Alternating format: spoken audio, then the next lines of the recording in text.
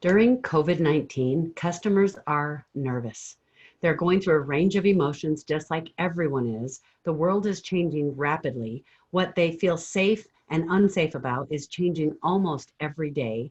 The requirements for their life are changing every day. One day they go to work every day. The next day they're a stay-at-home school mom, plus they're the chauffeur, plus they're trying to work from home, plus the dads are now working from home, trying to find a place where it's quiet, where they can focus. They're taking care of the kids. The babysitters can't take the kids. There are changes everywhere. If you're a millennial, if you don't have a family yet, it's still changing like crazy for you. Every day, all the requirements for the places that you work, what you can and can't say online, all of those things are changing. What you're allowed to go attend, even if you're allowed to go inside or outside or where you can be. It is a crazy world we're living in. And right now, customers need to feel safe. So I'm going to give you some customer retention strategies that you can use during COVID-19. And actually, these are things that we do before there's even a big problem. And these are things that your customers will love. You'll find that some of these things are things that you continue with as you move forward. You're going to keep doing some of these. Some of these you'll find that you can stop doing after COVID is over, when things kind of go back to normal.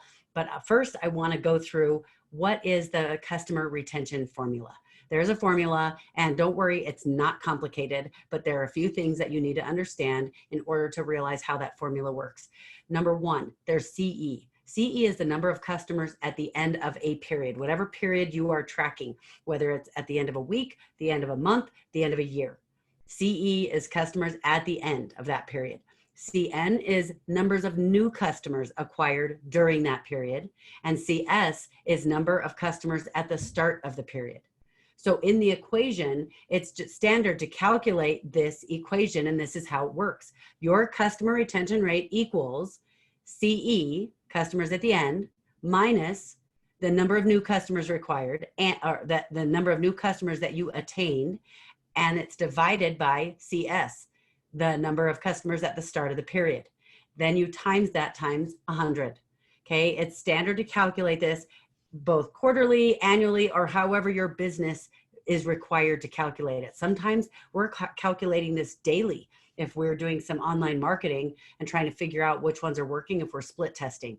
So I'm going to give you 8 strategies that you can use that will help you to create better customer retention, who will help your customers feel safe and solid during COVID-19. Number 1, pivot your products and services as needed. You might have been doing the same thing for a long time and it's been working, and it's been working perfectly. Everyone loves it. Everyone wants to keep it that way. It's been making you good profit, but you know what? That may not matter right now. You need to pivot as necessary. There's a great way to stand out among your competitors, and it is this.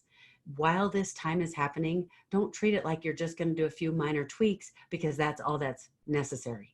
Do the things that your customers will love. Go over the top and do extra. Number 2, offer virtual products or services. When you pivot your products or your services so that they're online, you need to transition to make it easier for them. They've got to go online. Sometimes the ones who don't have to go online are a little bit fearful, so they want to go online. It doesn't matter what you feel, doesn't matter what you think. What matters is what your customer needs. So offer virtual products and services. For example, hairstylists have started offering virtual services over video chat. They're walking their clients through do-it-yourself haircuts. Who would have ever thought? Because normally a hairstylist wouldn't do that. They're thinking that will take my business away. But think about what we do in business.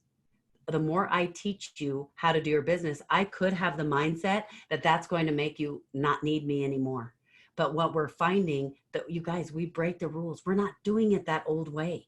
The more you help your people do it on their own and become independent, help them fly, then they come back to you when they need the next thing. Number 3, create helpful content. Don't just put content out there just to put it out. We're doing batching. We are putting lots of content out, but you want to know what? I'm thinking very carefully about what is it that you guys need? What are the comments I'm getting? What are the questions I'm getting? The clients that I have that I'm working with, from lower end all the way up to high end. Guess what? I'm trying to find out what it is that their needs are. What are their fears? How are things different now for them? What are their needs like that are different than it used to be? And I'm trying to meet those needs with the content I create for you, but also the content that I create for the people who are paying for more of my content. Number 4, increase your presence on social media. Put more content out there. If you were posting once a week, post twice a week, post 5 times a week. Stay within the bounds that you have set for yourself to make sure that your priorities are being met. But for those of you who want to go crazy with your business, you need to be posting 5 to 6 times a week, period.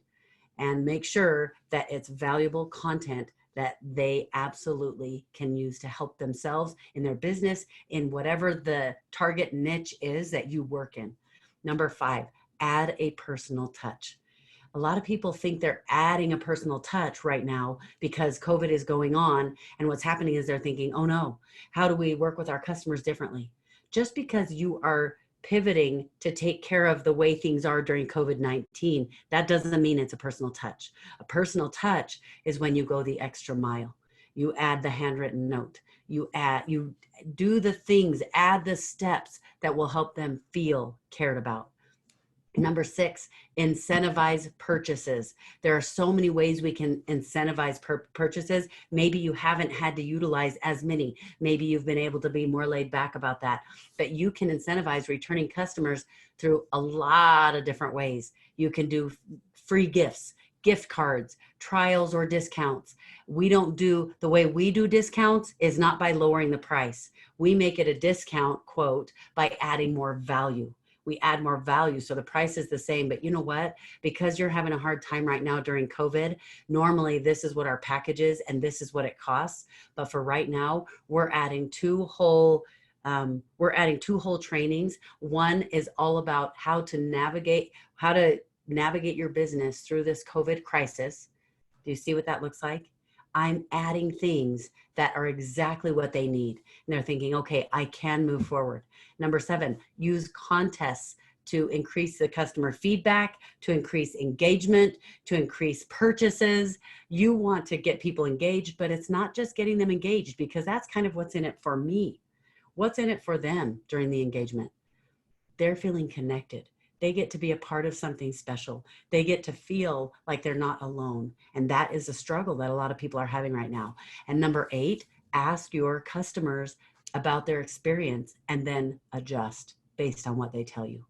Those are 8 really powerful things that you can be doing right now. You implement just one of those and your customers will love you more. They'll feel safer, and you will be able to retain the customers that you already have. You've done all this work to get these customers in. Don't waste it.